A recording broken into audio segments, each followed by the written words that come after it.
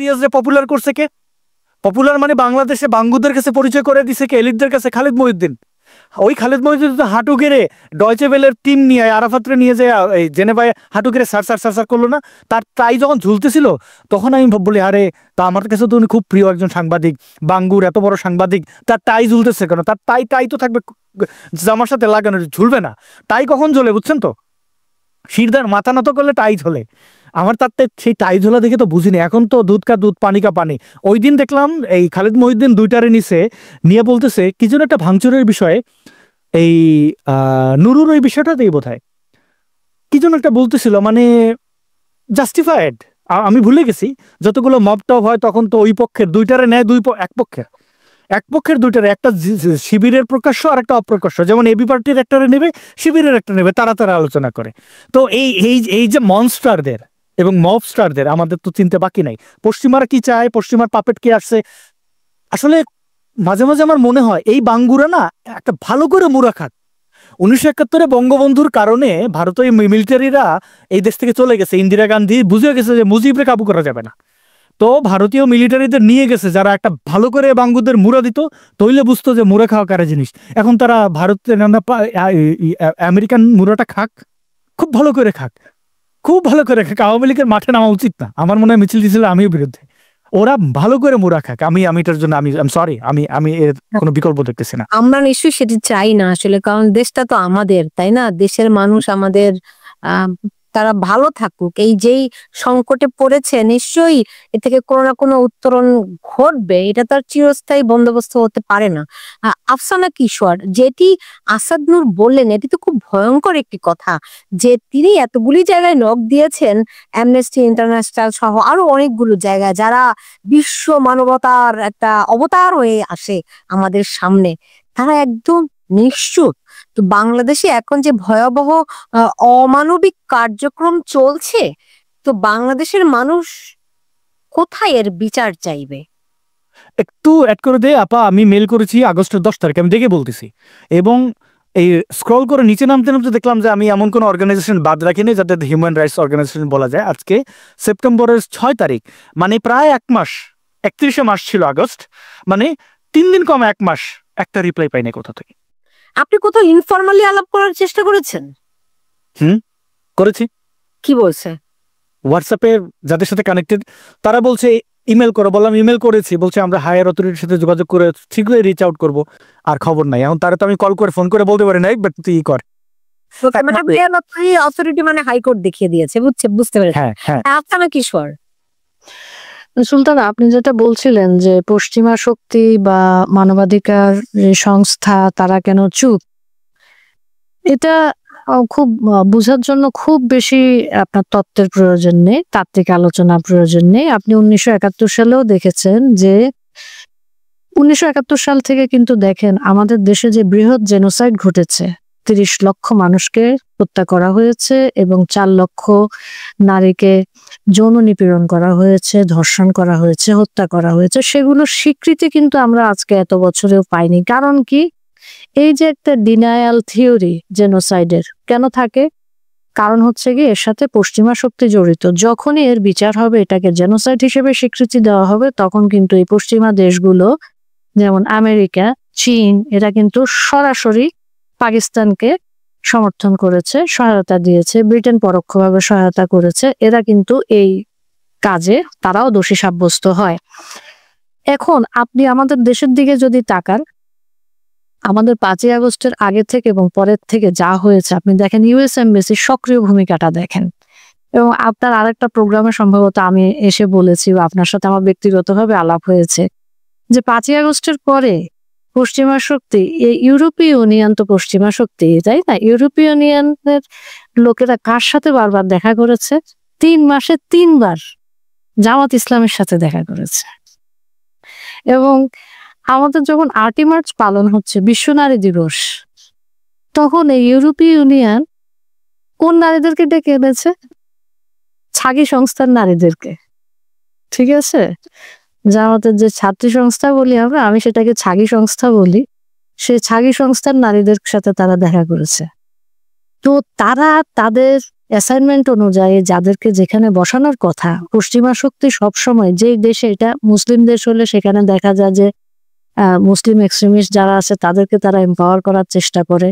বৌদ্ধ কান্ট্রি হলে বৌদ্ধ, যেখানে যেটা তারা পায়, কোনো জায়গায় হয়তো ভাষাগতভাবে, কোনো জায়গায় সাংস্কৃতিকভাবে। আপনি রুয়ান্ডাতে যেটা দেখেছেন, হুতু আর তুৎসিদের বিরুদ্ধে দুজনকে লাগিয়ে দেওয়া হয়েছে। কি হয়েছে? বলেছে তোদের একজনের নাক বলছে, আরেকজনের নাক খাড়া, সুতরাং তোরা দুই জাতি। এ নিয়ে কিন্তু হুতু আর তুৎসি মারামারি করে দেখেন লক্ষ লক্ষ লোক মরে গিয়েছে। তো পশ্চিমাদের যে এজেন্ডা, সেই এজেন্ডা অনুযায়ী কিন্তু তারা বাংলাদেশে যে অ্যাসাইনমেন্ট নিয়ে এসেছে সেটাই করার চেষ্টা করেছে, এবং এই কারণে তারা নিশ্চুপ। কারণ এটা তাদের ব্রেন চাইল্ড, তাদের কাজ, তাদের অ্যাসাইনমেন্ট। তারা এটা ফুলফিল করার জন্য যা যা করা দরকার, তাদের জিও পলিটিক্সে তাদের প্রভাব খাটার বিস্তার করার জন্য তাদের বাংলাদেশের যে অংশ যেভাবে ইউজ করা দরকার তারা সেটা সেভাবে করবে। সেখানে আপনি আমি একটা সংখ্যা মাত্র।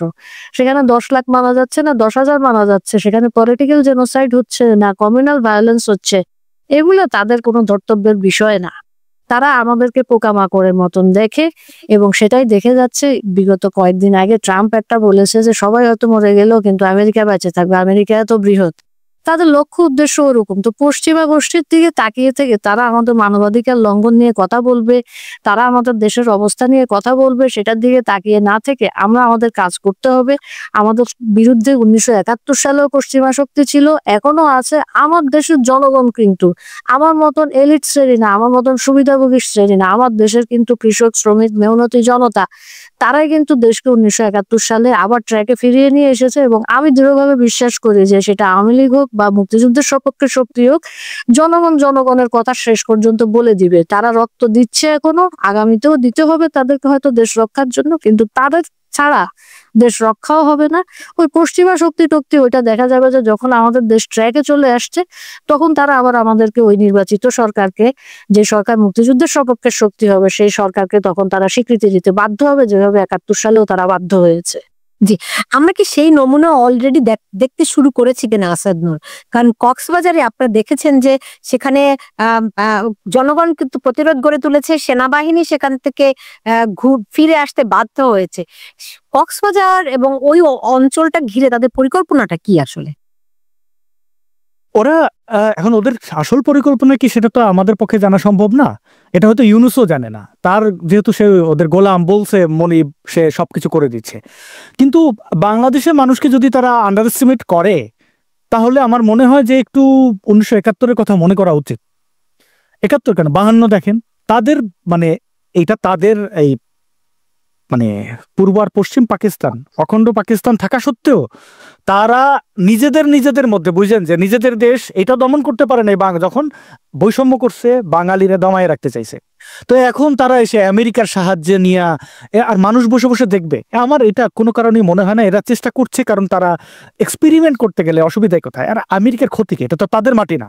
তাদের মাটিতে তো, পেন্টাগনে তো তারা এক্সপেরিমেন্ট করতেছে না, করতেছে আপনার মাটিতে। এখন আপনি যদি আমেরিকার পছন্দ নাও করেন, তাতে আমেরিকার অসুবিধা কি? আমেরিকা সারা জীবন বাংলাদেশিদের ভিসা না দিলে তাদের কি যাবে আসবে? আর যারা বাংলাদেশি ওই রজারদের মতো আমেরিকায় আছে, তারা কি আমেরিকার সাথে বিদ্রোহ করবে? করবে না। তো তাদের এক্সপেরিমেন্ট করে তারা করতেছে, একটা চেষ্টা করতে অসুবিধা কোথায়?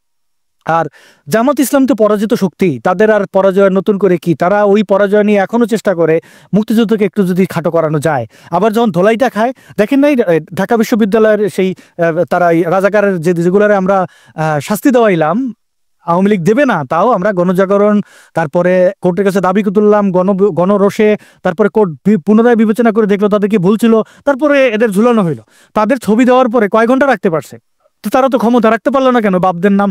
এবং দেখেন এই যে শিবিরের পোলাপানগুলো এখনো বলতে পারে না যে হ্যাঁ আমি শিবির, এখনো সে লুকায়। দেখেন, আপনি দেখেন এই যে বুদ্ধিজীবী যেগুলা, এই যে দেখেন এই সেলোয়ার কামিজ পরা মেয়েদের ভাড়া করে আনতে হয়, বলে আমি বামপন্থী, আমার শিবির ট্যাগ দেন কেন? এখনো তাদের শিবির বললে চেতটায় আমার শিবিরের ট্যাগ দেন কেন? মানে তারা এখনো বাপের নাম মুখে নিতে পারে না। তো যেই গোষ্ঠীটা তাদের নেতা, তাদের ব্যক্তিদের বলতে পারেন। আজকে দেখেন একটা আওয়ামী লীগ নেতারে মাইরে ফেলতেছে, তাও বাংলা জয় বঙ্গবন্ধু বলে। এইটি তো তার শক্তিটা তো এইখানেই। আর তুই তো একটা 54 বছর পরেও তুই তোর বাপদের নাম নিতে পারস না। তো একটা পরাজিত শক্তি, তাদের আর পরাজিত কি হবে? যে আমার কি কোনোদিন এই বাংলাদেশকে ভালোবাসছে, এই ভূমিকে ভালোবাসছে? 47-এ তারা কি ব্রিটিশের দালালি করে নাই? তারা বলে না পাকিস্তান কায়েম করা যাবে না। আবার পাকিস্তান হওয়ার পরে বলছে না পশ্চিমের আলাদা যাওয়া যাবে না। এখন আবার ওই আমেরিকার দিকে গেছে। 1971 ওই আমেরিকা তাদের পক্ষে ছিল, চায়না তাদের পক্ষে ছিল। এখন এরা বারবার পরাজিত হতে চায়, এখন আমরা আর কি করব? কিন্তু জনগণকে যদি তারা আন্ডার এস্টিমেট করে, তারা যদি মনে করে জনগণ সবাই সব বোকা, আসলে এটা কোনোভাবেই আমার মনে হয় না যে জনগণ বোকা। আর যেভাবে তারা জনগণকে যতটুকু ফুঁসে উঠতে হয় প্রতিবাদ করার জন্য, আপনি দেখেন পাকিস্তানিরা যেভাবে আমাদের কন্টিনিউসলি টর্চার করে গেছে, কোনোভাবে আমাদের বোঝার চেষ্টা করে নাই, আমাদের সাথে একসাথে বসে নাই, এখনো তারা একই কাজ করছে। মুক্তিযোদ্ধাদের ধরে নিয়ে যাচ্ছে, সাংবাদিকদেরকে ধরে জেলে দিয়ে দিচ্ছে, হাত করা পড়াচ্ছে সন্ত্রাসীদের মতো। আপনি দেখেন পান্না সাহেবের সাথে কি করছে। এমনকি এই পান্না সাহেব কিন্তু তাদের পক্ষের লোক ছিল। শেখ হাসিনা দেখেন টুকটাক ছাত্র আন্দোলনের সমর্থন আমিও দিছি, কিন্তু শেখ হাসিনা যখন পতন ঘটে গেছে আমি আশ্চর্য হয়ে গেছি, কারণ আমি জানি ওখানে কি হবে। তো উদযাপন করা, যারা উদযাপন করছে, মানে পরে ভুল বুঝতে পারছে, সেটা শেখ হাসিনা চলে যাওয়াটাতে ভুল বোঝা না, যে তখন আমরা জামাতের কাছে ক্ষমতা দিয়ে দিছি, এটা একটা ভুল। কিন্তু শেখ হাসিনা যাওয়ার পরে উল্লাস যদি কারা করে, এদের মধ্যে অনেকে এখন বুঝতে পারছে উল্লাস করা ঠিক হয় নাই। তো এই পান্না সাহেব কিন্তু উল্লাস করছেন, শেখ হাসিনার পতন এটার একটা কি কি লিখছেন। তো তারপরও তারে কিন্তু অপদস্থ করছে। আবার দেখেন এই লতিফ সিদ্দিকী, তিনিও কিন্তু এই ছাত্র আন্দোলনের পক্ষে ছিলেন, তিনি বলছেন ওইখানে, তারপরে বলে তুমি প্রমাণ দাও। এই মূর্খগুলো জানে না যে সে বিবিসি বাংলায় কি বলছে। আবার দেখেন এই কামরুল হাসান মামুনের অবস্থা দেখেন, আর জেডাই খান পান্নারই দেখেন অবস্থা কি। তো তারা যখন তাদের পক্ষের লোক যাদেরকে ফ্যাসিবাদের দোষর বলে মাইক শুরু করছে, এবং সাধারণ মানুষকে তো করছেই, কিছু হইলে আওয়ামী লীগ, এখন যে লোকটা আওয়ামী লীগের বিরুদ্ধে ছিল সেজন্য হঠাৎ কানের উপর খাই চিন্তা করছে, আরে আমি তো একটা ন্যায্য কথা বলতেই গেছি, তাহলে আমার আওয়ামী লীগ বলতেছে, তার মানে তো আওয়ামী লীগে ঠিক ছিল। যে রিক্সাওয়ালা এই কপালে পতাকা নেমে সে শেখ হাসিনা পতন চেয়েছিল, সেই ভাইরাল ছবি, সে আজকে আমি দেখলাম যে ভিডিওতে সে বলতেছে যে আমি তো এই জিনিস চাই নাই, আমার তো এখন পেটে ভাত নাই, আমি এখন তো ওভারব্রিজের নিচে থাকি। তো এই জিনিসগুলো তারা তৈরি করতেছে। এখন যদি তারা মনে করে আমেরিকান সোলজার এসা, চায়নার সোলজার এসা তাদের বাঁচাবে, তাহলে বাঁচাবে। দেখবো বাংলাদেশের মানুষের শক্তি বেশি নাকি তাদের। আফসানা কিশোর, আসলে কি এরকমটা হতে পারে কিনা? ধরেন সেন্ট মার্টিনে একটি ঘাঁটি বানাবে এবং বাংলাদেশের মানুষ রুখে দাঁড়াবে। কালকে দেখলাম মহেশখালী কিংবা সেন্ট মার্টিনের দিকে কক্সবাজারের একজন কেউ চায়না, ইন্ডিয়া, রাশিয়ার কাছে সাহায্য চাইছে। আমি নিশ্চিত যে আপনিও সেটি দেখেছেন। এরকমটি হবে নাকি?